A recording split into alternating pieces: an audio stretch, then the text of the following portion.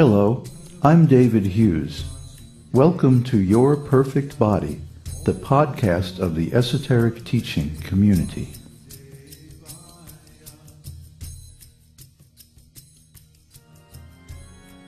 Today's selection is an essay entitled Desire, Lamentation, and Illusion.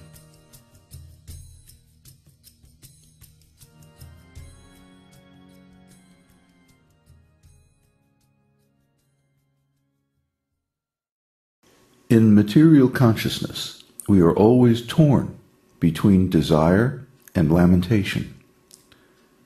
We desire that which we do not have and lament for what we have lost. Tossed between desire and lamentation, we never have a moment's peace. This torment of material existence is due to the illusory conception that I am this body. Therefore, the first point of the esoteric teaching is that, no, we are not this body, we are spirit soul. If we can realize even this first point, then we immediately become free from desire and lamentation. We do not even know what our real desire is. Our real desire is for a perfect body. Everyone has a unique conception of what their perfect body would be, but this desire for a perfect body is the root of all other desires.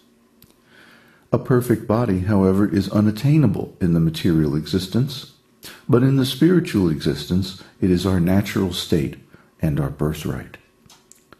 Therefore, if we want to be happy, we must give up the fruitless effort to attain a perfect body by material means and embrace the spiritual path of life.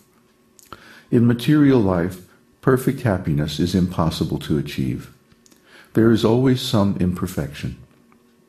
The main imperfection of material existence is that everything material is temporary. So even if we attain some happiness or perfection, it is always slipping away. This is the material condition. Torn between desire and lamentation, caught in the illusion that the material body is the self. As soon as you accept the material body as the self, you then become subjected to desire and lamentation. Time always separates us from the objects that we crave. When they are in the future, we desire them. When they are in the past, we lament over them. Therefore, both desire and lamentation are due to separation by time. But in the spiritual realm, the influence of time is conspicuous by its absence. Everything in the spiritual existence is eternal and changeless. How do we know this?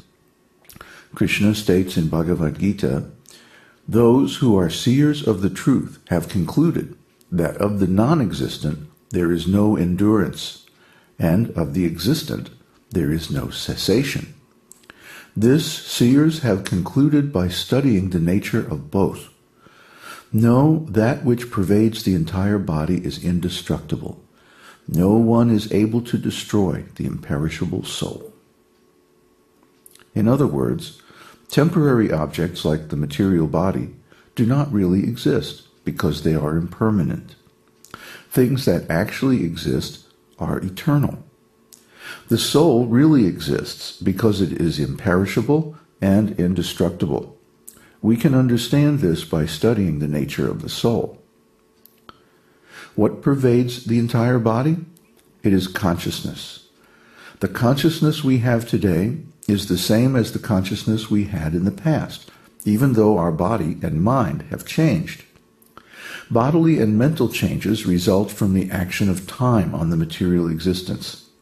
But consciousness is unaffected by time, just as the vast sky is unaffected by the wind that blows through it. Sometimes the wind is calm and the weather is clear. At other times, the wind becomes violent and the sky is obscured by clouds. Nevertheless, the sky is always open and spacious, containing all, but never affected by its contents. Similarly, consciousness is never affected by its contents. Good times and bad times come and go. We are at one time a helpless infant, at another a strong and independent adult. Then again we become crippled by old age and disease. But consciousness is always the same. We are the same persons that we were in childhood, and we will remain the same persons even unto the very end of our lives. The material body changes, but the soul, the consciousness, remains the same. So when the soul leaves the present body at the time of death, our consciousness also remains the same. Death is just another stage of the changes in the body due to the influence of time. So if the previous changes, from babyhood to youth to adulthood and old age, do not affect the soul, why should the final change of death affect our consciousness? It should not, and it does not. The contents of consciousness may change, but the nature of consciousness itself remains the same, fixed and unalterable. Nothing that happens to us in this temporary material world can really affect the soul or its primary symptom, consciousness. The esoteric teaching is the ancient science of consciousness taught in the Vedic literatures such as Bhagavad Gita, Vedanta Sutra, and others. If we simply follow this science, both in theory and in practice, then the desire and lamentation of material life cannot touch us. This is the great value of the esoteric teaching. So we are all influenced by desire and lamentation. This is the symptom of material consciousness, that we want what we don't have, and we lament over what we've lost. And this is the material condition. And that's why everyone in the material world is suffering. Didn't you ever think about desire as a form of suffering?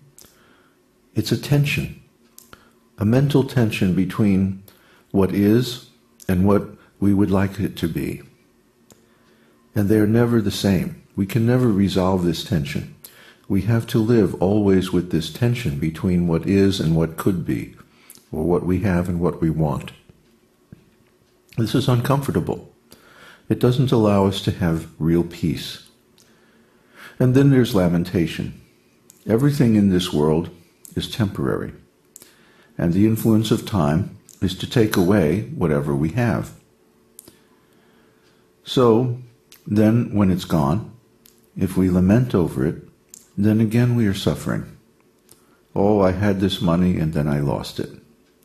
Oh, now I need some more money.